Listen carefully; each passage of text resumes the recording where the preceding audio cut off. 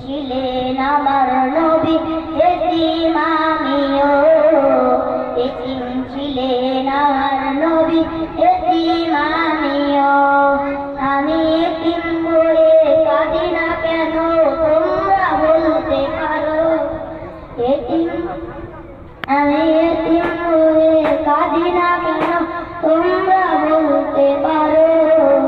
এতিম ছিলেন আমার নবী এতিম আমিও। নেই বাবা মাই আমার, নেই যে বাড়ি ঘর, নেই বাবা মাই আমার, নেই যে বাড়ি ঘর।